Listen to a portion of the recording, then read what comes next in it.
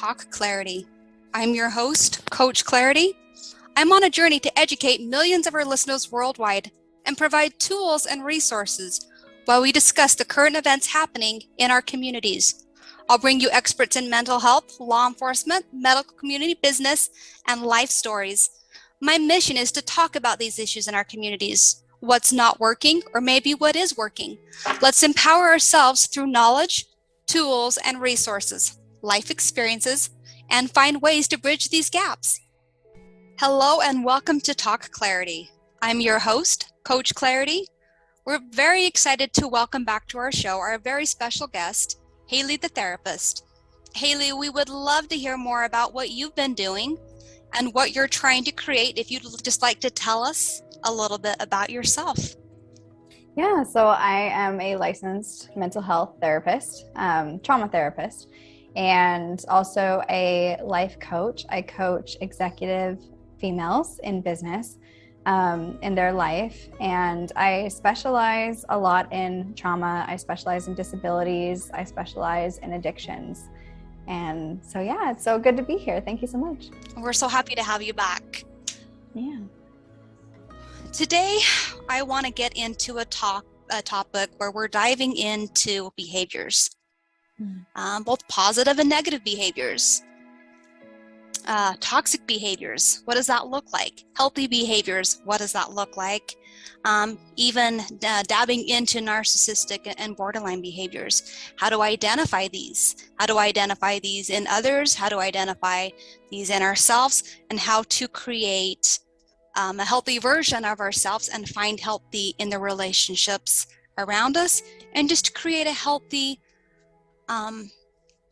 non-toxic environment as we're stepping into, I would say, the new story of us that we're trying to create. Right, which can be very difficult with individuals with trauma because like you grew up in one environment and now we're asking you to create a whole new environment and you're like, what does that look like? Well, and that's got to be really intimidating and really scary. And most of the world, as we discussed in the last series that we did, has been through some form of trauma. Oh yeah. Yeah, especially, I mean, look at the news. You can't turn it on without some sort of traumatic story going on, and you're absorbing that. Well, and even with COVID and this pandemic, the last 2 years that we've faced, so everybody's experienced trauma. Yep, threat of war right now. And as you stated in the last series that you did, we've got a lot of unplugged individuals running around that have things plugged in the wrong places. So we've got a lot of behaviors that we need to address. And I would love for you just to start diving into some of this, kind of give an overview of this. I want to get into reactive abuse. And I really want to dive into that pretty heavy, as well as the grooming stage, what that looks like. I'd like to get into what manipulation looks like and how to identify it, because oftentimes we don't see the picture and the reality of when we're being manipulated, when we're being groomed. The reactive abuse, we don't understand what's happening until hindsight later.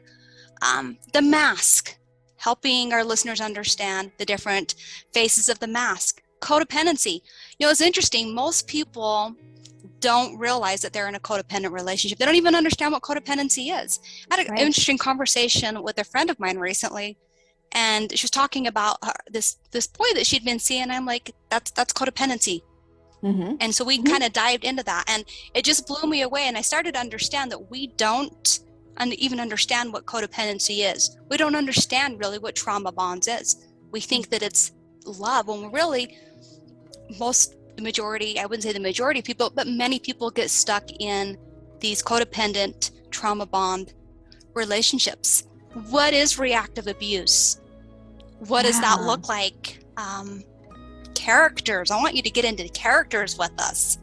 Character flaws, how to build your character. And we'll get into what this looks like in relationships with parents and with our spouses and when we're dating, and just toxic behaviors in general, what's healthy versus unhealthy. Let's start off and take a look at What is if you could dive into what the stages of grooming looks like in a brand new dating relationship? Yeah. Okay. So grooming stages typically revolve. Well, when we say grooming, we typically talk about a narcissist, right? But I think toxic relationships in general can look like this. But there's 4 different phases of a toxic relationship, and the first phase is the love bombing phase. And this is kind of like where they say they get really clingy, their attention is on you, and they're texting you constantly. They're unlimited compliments of, oh, you look so gorgeous today, or like, you look great, or I love that bag, you know. And then they might give you gifts. They'll know your love language and they'll speak it to you directly. And that's why this love bombing phase is so heightened and it's so exciting. And that is the high. That's the high that we get. And the more exciting it is, the higher we get. And that's the huge dopamine rush. And so we get addicted to it. And it's all an addiction. And then comes the next phase, which is the devalue phase. So once they give you the dose of emotional heroin, they take it away. And they do that so you get addicted to them. So the devaluation phase includes things like these backdoor, compliments, but they are not actual compliments. They're more like a dig, like passive aggressive insults. They become controlling. They start to have complaints about your behavior. Oh my goodness, you didn't do the dishes again. Like any woman who stayed home and blah blah blah blah blah would do the dishes and blah blah blah. We've all heard that. And then they basically put you down, and they do that so that way you get confused and you're like, wait, where's my high? Why can't I get this? And then they discard you. That's the third phase. They discard you by cheating on you. They break up with you. They block you on social media. They completely just, okay, bye, I'm done with you. And then stage 4 is the hover phase. And I love that they say hover because that's exactly what that feels like. It feels like there's stalkers all over the place. But they come back into your life by any type of means, by email communication. They'll go through a third party. They'll go through your family. They'll go make a Google number. They'll put an AirTag on your car. They will find you. And once they find you, they unblock you. They send you a message. They reestablish the contact. And then the love bombing phase happens and they give you a shot of that emotional heroin. Then you are sitting there and you're like, I'm in the same cycle, but you're addicted right now. And no one ever wakes up and says, I want to be addicted to toxic relationships. I want to be addicted to heroin today. No one says that. Everybody hates it when they're in that stage of that cycle of abuse is what it is. Either we abuse ourselves or we get abused by people. Does it exist? Does it exist in only narcissistic personality disorder people?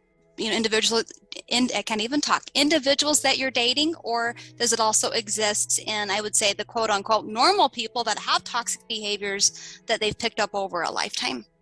Does it exist in both, or? Everything is on a spectrum.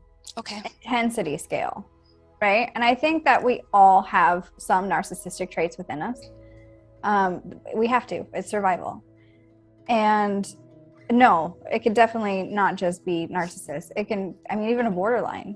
Borderlines will react and they'll get loud and then they'll start harming until somebody listens, because they're going to get somebody to listen. Same as narcissists, right? These cluster B personality disorders. But even if it's not a cluster B, if you just have mild anxiety and depression or some sort of trauma response, you're going to have a reaction that's going to be a little bit more intense than the status quo of what is quote unquote normal.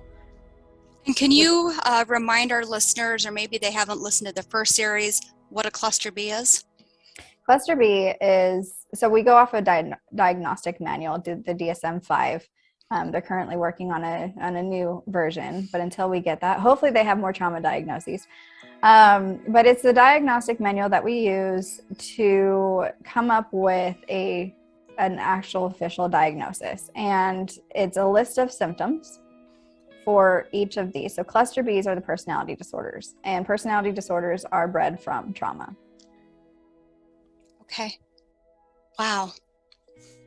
That's heavy. Bred from trauma. Yeah. Okay, let's dive into codependency. What is codependency? What does it look like? How to identify it when you're in the beginning stages of it? And how to identify a codependent person in I would say, in a potential partner?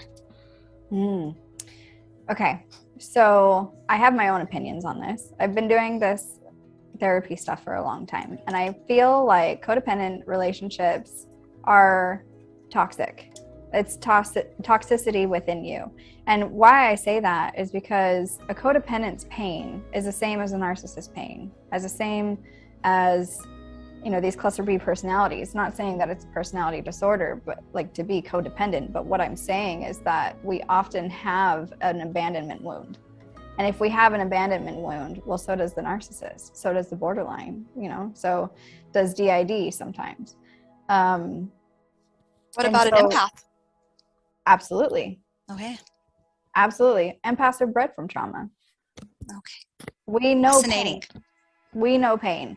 And I think that's why we can find, you put a narcissist in a room, and I use the term narcissist, but you just put a toxic person in a room with a codependent, they'll find each other within seconds because they're trauma bonded to the same pain. You recognize that same pain within that person, except for you as a codependent and me. I've been there.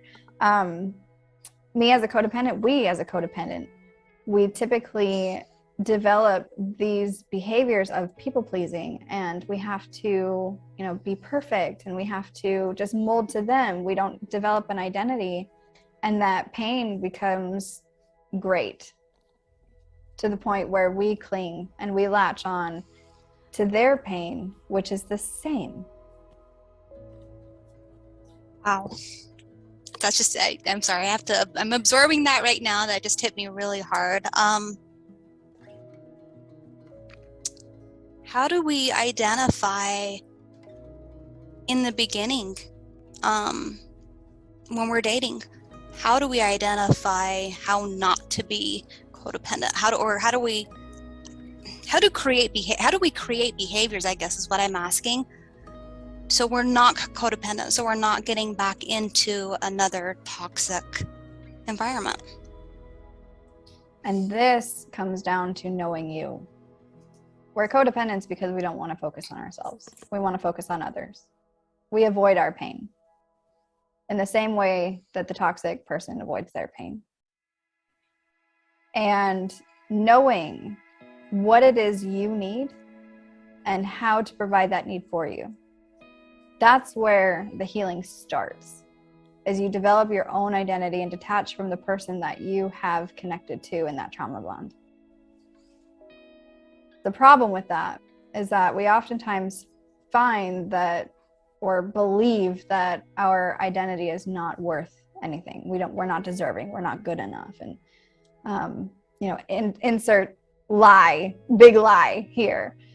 And once we figure out the truth of, yeah, like we do deserve everything, the world, whatever we dream to be possible,